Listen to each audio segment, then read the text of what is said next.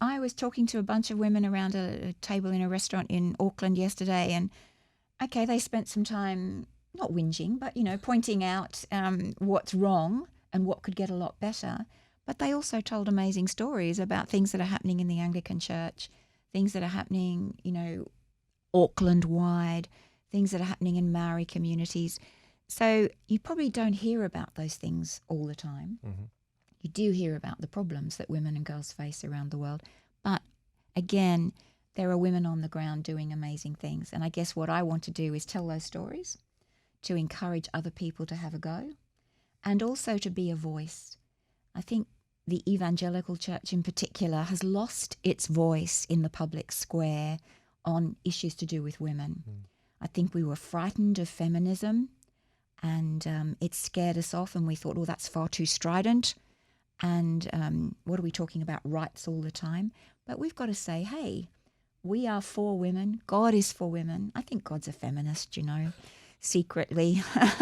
And we've got to say Christian women are doing things on the ground, and we have a right to speak out about what's really happening in our communities. And it may not sound the same as a secular feminist voice, and that's a good thing, because we want to represent God and his view. But if we stay right out of the conversation, then we have no right to complain that, women's issues are being taken over by the left or the right or the whatever they look like. In the big picture, and I suppose the World Evangelical Alliance is very big picture when it comes to the evangelical church. How do we take what's happening at a local level and within our communities, or even in our families, and perhaps feel more connected with what's happening citywide, nationwide, or globally? What advice would you give perhaps to women who are listening to this saying, hey, that sounds great, but how do I plug into what's happening at a bigger picture?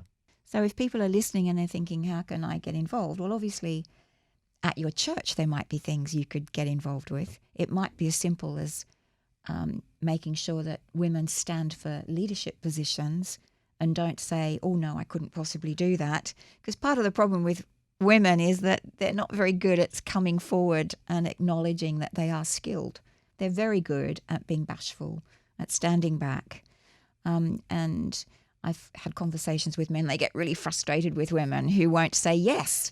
So our message to women is to say yes if you're asked to step up and do something. Have a go, because God may open up real doors and equip you totally, even though we feel inadequate at the time.